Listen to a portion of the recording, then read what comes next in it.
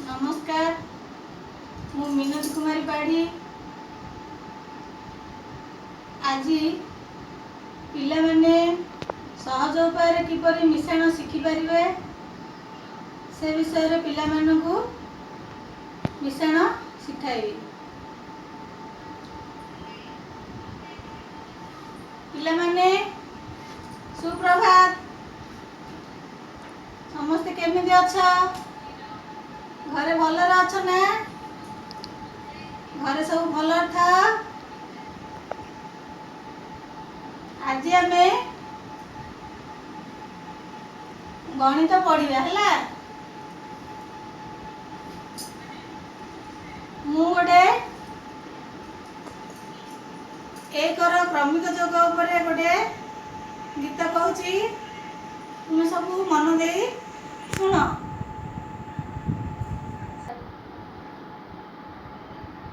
शून्य मिश्रण एक समान एक कंच काढ़ी बेक एक मिश्रण एक समान दुई खोलिबा आमे बही दुई मिश्रण एक समान तीन बजाओ पिले गिनी तीन मिश्रण एक समान चारि खाइबा आमे खीरी चारि मिश्रण एक समान पांच घरे रही सबू नाच पांच मिश्रण एक समान छह सबू बेले सत कह छह मिश्रण एक समान सात हातरे मिश हाथ सात मिश्रण एक समान आठ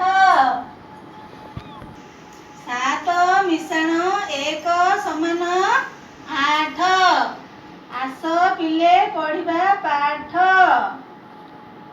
आठ मिश्रण एक समान नह घर को एबे जाओ नह मिश्रण एक समान दस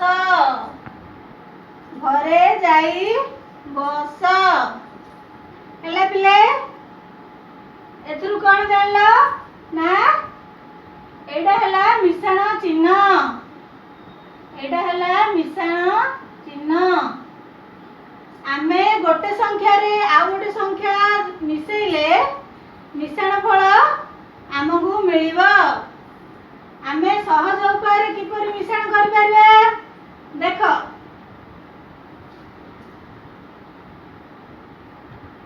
दुई मिश्रण एक आमे करबा किपरि करबा ना पिलाने तमे पटारे किंबा खातारे गार पकाई कर पारिबो।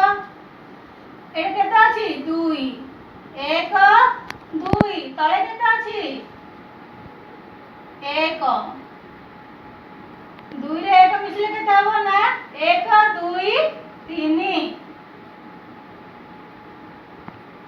हैला आ कि परि मिश्रण करियो ना आमे खेल माध्यम रे मध्य मिश्रण कर पारिबा। वर्तमान आमे खेल माध्यम रे मिश्रण शिखि पारिबा। देखो आमे मन कर चारि मिश्रण तीन करिबा केते अछि प्रथम बॉक्स रे चारि एटे मिश्रण चिन्ह रहला मिश्रण तीन ଚାରି ମିଶାଣ 3 କରିବା। 4 କି 3 ରେ ମିଶେଇବା। କିପରି ମିଶେଇବା? ତମ ଘରେ ସବୁ ଆପୁଚି ଗୋଡ଼ି ଚଣା ଇତ୍ୟାଦି ଜିନିଷ ଥିବ, ତା ମାଧ୍ୟମରେ ତମେ ଏମିତି ମିଶାଇ ପାରିବ। ପ୍ରଥମ ବକ୍ସରେ 4 ଅଛି, ଆମେ 4ଟି ଜିନିଷ ପକେଇବା। 1 2 3 4। ଦ୍ୱିତୀୟ ବକ୍ସରେ କେତେ ଲେଖା ଅଛି ନା 3। 1 2 3। ଆମେ ଏବେ ଦୁଇଟି ବକ୍ସରେ ପକେଇଦେଲେ ଦୁଇଟା ଯାକ ମିଶେଇ ଦେବା। କେତେ ହେଉଛି ଦେଖିକି କାଢ଼ିକି ଗଣିବା ନା 1 2 3 4 5 6 7। କେତେ ହେଲା ମିଶାଣ ସଂଖ୍ୟା? ମିଶାଣ 7 ହେଲା। 4 ଆଉ 3 ବି ମିଶିବାରୁ ତାର ମିଶାଣ ଫଳ ହେଲା 7।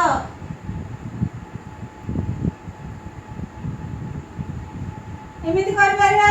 ଆଉ ଗୋଟେ ଉପାୟ କ'ଣ? ତମ ଘରେ କାଠି ଆଉ ତମ ଘରେ ସବୁ ସରିଆର ପେନ୍ ବା ପେନସିଲ ଏମିତି କେତେ ଗୁଡ଼ାଏ ଜିନିଷ ଥିବ, ତାକୁ ମଧ୍ୟ ଆମେ ମିଶେଇ ପାରିବା।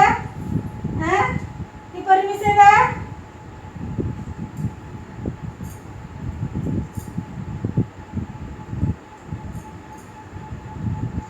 6 ମିଶାଣ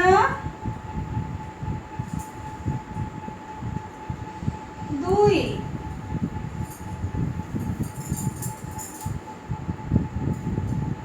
ପ୍ରଥମ ଘରେ କେତେ ଲେଖା ଅଛି ନା 6। 1 2 3 4 5 6। ଦ୍ୱିତୀୟ ଘରେ କେତେ ଲେଖା ଅଛି 1 2। ଆମେ ସବୁ ଯାକ ପେନ୍ କାଢିଦେବା। କେତେଟା ହେଲା ଗଣିଲା? 6 ରେ 2 ମିଶେଇଲେ କେତେ ଆସିଲା ନା 1 2 3 4 5 6 7 8। ଏହିପରି ଆମେ ମିଶାଣ ସହଜ ଉପାୟରେ ଶିଖିପାରିବା। ଯେତେ ବଡ଼ ମିଶାଣ ହେଉନା କାହିଁକି,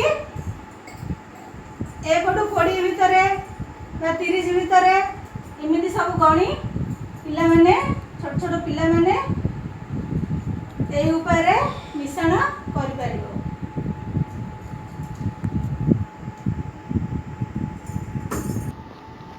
ହେଲେ ପିଲାମାନେ ଏମିତି ଆହୁରି ଅନେକ ଉପାୟରେ ତୁମେ ସବୁ ମିଶାଣ ଶିଖିପାରିବ।